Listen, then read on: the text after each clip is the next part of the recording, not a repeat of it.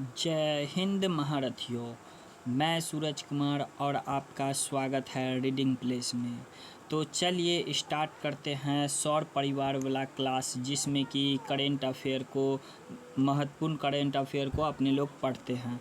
ये current affair जो है आपको सभी एग्ज़ाम के लिए बहुत ही इम्पोर्टेंट होता है, सभी एग्ज़ाम के लिए, जितना भी एग्ज़ाम होता है सभी एग्ज़ाम के लिए। और ये करेंट अफेयर का, ये जो आपका सौर परिवार वाला क्लास है, तो ये क्लास को पढ़ने का सिस्टम है, करेंट अफेयर है तो सिर्फ आपको करेंट अफेयर ही पढ़ाया जाएगा। अभी देखा गया है कि कितना जगह पे जो है सो करेंट अफेयर के स्थान पे जो है ना अलग अलग चीज़ भी पढ़ाया जाता है, जिसके कारण क्या होते रहता है कि करेंट अफेयर का जो मेन मुद्दा रहता है उससे विद्यार्थी भटक जाता है और ज़्यादा टाइम इंगेज हो जाता है, उसमें ज़्यादा टाइम लग जाता है करेंट अफेयर वाला में। तो इसलिए अपना लोग का ये रहेगा कि करेंट अफेयर है तो सिर्फ करेंट अफेयर रहेगा। तो चलिए स्टार्ट करते हैं अपना सौर परिवार वाला क्लास। तो आज का पहला सवाल हो जाएगा आपको यहाँ पे कि हाल ही में FAO की वैश्विक वन संसाधन आंकलन रिपोर्ट में भारत को वैश्विक स्तर पर कौन सा स्थान मिला है। यानी कि FAO जो है वैश्विक वन संसाधन आंकलन रिपोर्ट में जो है भारत का कौन सा स्थान मिला है वैश्विक स्तर पे। तो आपके सामने में यहाँ पे 5 ऑप्शन है ना, 7वां, 8वां, 9वां, 10वां या 11वां, अधि उपयुक्त में से कोई नहीं है कि अनुत्तरित प्रश्न। तो इसका सही आंसर हो जाएगा ऑप्शन नंबर सी, यानी कि 9वां स्थान मिला है। ठीक है, तो चलिए इससे रिलेटेड आप डिटेल में कुछ पढ़ लेते हैं। कह रहा है हालिया में कर रहा है FAO के वैश्विक वन संचार आंकलन है ना 2025 रिपोर्ट के अनुसार भारत को वैश्विक स्तर पर कुल वन मामले में 9वां स्थान मिला है और पिछला मूल्यांकन में जो है ना ये स्थान 10वां स्थान था। ठीक है, कुल कितना देश शामिल हुआ है तो 130 देश शामिल हुआ है। तो ठीक है, तो अब आगे बढ़ते हैं। तो नेक्स्ट सवाल हो जाएगा आपको सवाल नंबर 2। सवाल नंबर 2 में कह रहा है हाल ही में केंद्र सरकार ने किस देश में समस्त स्थित कह रहा है किस देश में स्थित भारतीय तकनीकी मिशन को राजदूत है ना दूतावास का दर्जा दिया। यानी कि क्वेश्चन क्या है, फिर से समझिए। क्वेश्चन कर रहा है हाल ही में केंद्र सरकार ने किस देश में स्थित भारतीय तकनीकी मिशन को दूतावास का दर्जा दिया है। तो आपके सामने में 5 ऑप्शन है, इराक है, अफगानिस्तान है, यूक्रेन है, उत्तरी कोरिया है या अनुत्तरित प्रश्न है। तो क्या हो जाएगा इसका सही आंसर अफगानिस्तान हो जाएगा। तो अफगानिस्तान में किया गया है। तो चलिए यहाँ पे देखिए, यहाँ पे देख सकते हैं ये अपना प्यारा भारत है, इसे देख रहे हैं अफगानिस्तान। देखिए अफगानिस्तान का बॉर्डर टच करता है भारत के साथ। कह रहा है यहाँ पे हाल ही में केंद्र सरकार ने अफगान में स्थित भारतीय तकनीकी मिशन को राजदूत है ना दूतावास का दर्जा दिया है। ठीक है, तो चलिए अब नेक्स्ट सवाल पे चलते हैं। नेक्स्ट सवाल है आपका सवाल नंबर 3। सवाल नंबर 3 है कि हाल ही में प्रवासी कामगारों है ना संबंधित दशकों पुराने कर रहा है कफाला व्यवस्था को किसने समाप्त किया। देखिए कफाला व्यवस्था को कौन समाप्त किया इसमें बताया गया है। कफाला व्यवस्था जो होता है ना, तो एक मजदूर सबका व्यवस्था होता था, जिसमें जो है ना मजदूर वहाँ पे जा करके उस जगह पे जा करके फंस जाते रहता था, ताकि उसका वीज़ा पासपोर्ट सब जब्त कर लिया जाता था, बिना उसके अनुमति के वापस नहीं आता था। एक तरह से गुलामी, एक तरह से जो है गुलाम, एक तरह से ये जो है आपको गुलामी वाला हाल था, है ना, गुलामी का हाल था। तो कौन सा देश में किया है इसको समाप्त सबसे पहले, तो ये सऊदी अरब या कतर या कुवैत या ओमान या अनुत्तरित प्रश्न। तो इसका सही आंसर हो जाएगा आपको ये सऊदी अरब, यानी कि option number A is the right answer. तो चलिए देख लेते हैं यहाँ पे थोड़ा सा डिटेल में। तो देखिए कह रहा है ना अक्टूबर में हुआ, यह घोषणा कब हुआ है, अक्टूबर में। सऊदी अरब में आधिकारिक तौर पर 50 साल पुराने काफिला क्या है, कफाला, कफाला व्यवस्था को समाप्त कर दिया है, जो प्रवासी श्रमिकों को उसके क्या है नियोक्ताओं से है ना बांधती थी, यानी कि जो उसको नियुक्त करता था ना उससे उसको बांध लेता था, तो इसलिए इसको ख़त्म कर दिया। देखिए यहाँ पे सऊदी अरब को देख सकते हैं, ये अपना प्यारा भारत, इसे तुलना करके आप देख सकते हैं सऊदी अरब को। तो चलिए आप नेक्स्ट सवाल पे चलते हैं। नेक्स्ट सवाल हो गया आपको सवाल नंबर 4। तो क्या कर रहा है सवाल नंबर 4 में कि हाल ही में WIPO सलाहकार बोर्ड के अध्यक्ष है ना, बोर्ड की अध्यक्ष नियुक्त होने वाली पहली भारतीय कौन है, सो बताना है। यानी कि WIPO सलाहकार बोर्ड के अध्यक्ष नियुक्त होने वाले पहले भारतीय कौन है, तो ये हो आपके सामने यहाँ पे 5 ऑप्शन है, उसमें इसका सही आंसर हो जाएगा ऑप्शन नंबर सी, यानी कि Pratibha Singh. Pratibha Singh is the right answer. तो याद रहेगा है ना, WIPO के सलाहकार बोर्ड के अध्यक्ष नियुक्त होने वाली पहली भारतीय तो कौन है, प्रतिभा सिंह। तो चलिए इसके बारे में डिटेल से पढ़ रहे हैं, देखिए इनका फ़ोटो भी देख सकते हैं। कर है ना दिल्ली उच्च न्यायालय की न्यायाधीश, ये दिल्ली उच्च न्यायालय के न्यायाधीश थी है ना, न्यायमूर्ति कर है प्रतिभा सिंह को विश्व बौद्धिक संपदा संगठन, यानी कि इसका फुल फॉर्म होता है, के न्यायाधीश को सलाहकार बोर्ड का अध्यक्ष नियुक्त किया गया है। उन्हें है ना 2025 से 27 की अवधि के लिए इस पद पर नियुक्त किया गया है, और वह इस प्रतिष्ठा भूमि पर है ना, यानी कि इस प्रतिष्ठित भूमिका में नियुक्त होने वाली पहली भारतीय बनी है, इस पोस्ट पे पहुंचने वाली पहली भारतीय बनी है। कौन है, तो प्रतिभा सिंह। तो याद रखिएगा। तो चलिए नेक्स्ट सवाल पे चलते हैं। नेक्स्ट सवाल पे हो जाएगा आपका कि भारतीय नौसेना जिमैक्स 25 समुद्री अभ्यास किस देश के साथ प्रारंभ करेगा, तो जिमैक्स 25 किस देश के साथ करेगा भारतीय नौसेना, तो आपके सामने में 5 ऑप्शन है, श्रीलंका, मालदीव है ना, फिलीपींस, जापान या अनुत्तरित प्रश्न। तो इसका सही आंसर क्या हो जाएगा, जापान हो जाएगा। तो चलिए इसका डिटेल से पढ़ लेते हैं। देखिए यहाँ पे ये जापान है, ये अपना प्यारा भारत, इससे तुलना कीजिएगा तो यहाँ पे आपको जापान दिखेगा।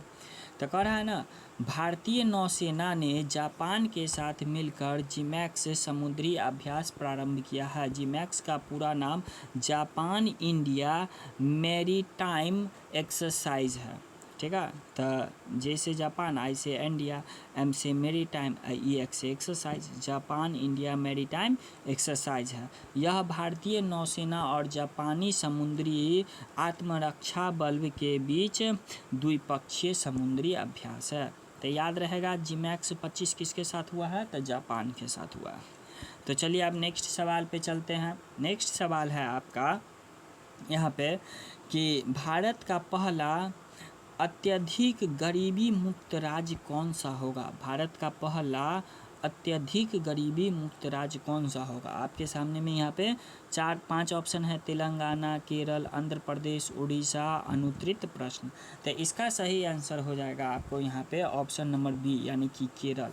केरल जो है सो भारत का पहला अत्यधिक गरीबी मुक्त राज्य होगा। तो याद रखिएगा अत्यधिक गरीबी मुक्त राज्य है ना। तो इसका डिटेल में थोड़ा सा देख लेते हैं।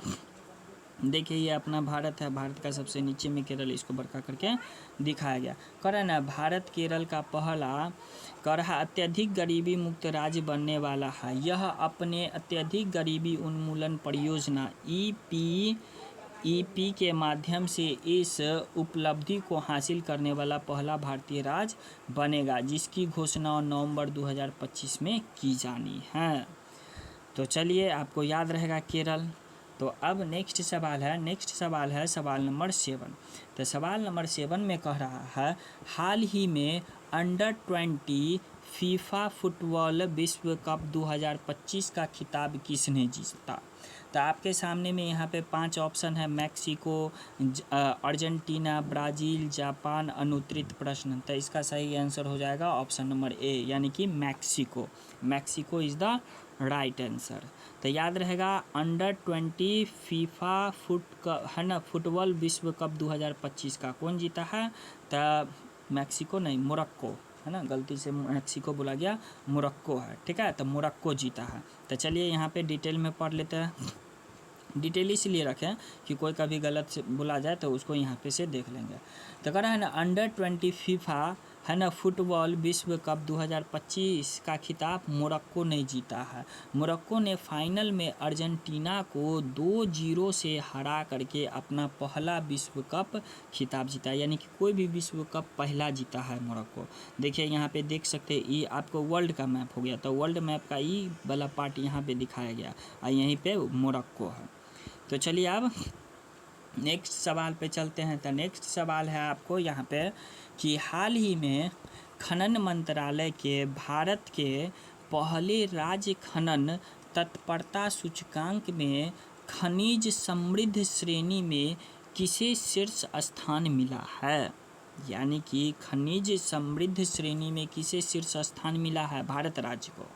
तो 5 ऑप्शन हैं, उत्तर प्रदेश, मध्य प्रदेश, राजस्थान, पंजाब या अनुत्तरित प्रश्न। तो क्या हो जाएगा इसका सही आंसर? इसका सही आंसर हो जाएगा आपको मध्य प्रदेश, यानी कि बी। ठीक है, तो खनन समृद्धि श्रेणी में सबसे टॉप नंबर पे कौन है? मध्य प्रदेश। तो चलिए देखते हैं, यहाँ पे देख रहे हैं मध्य प्रदेश का लोकेशन देख लीजिए।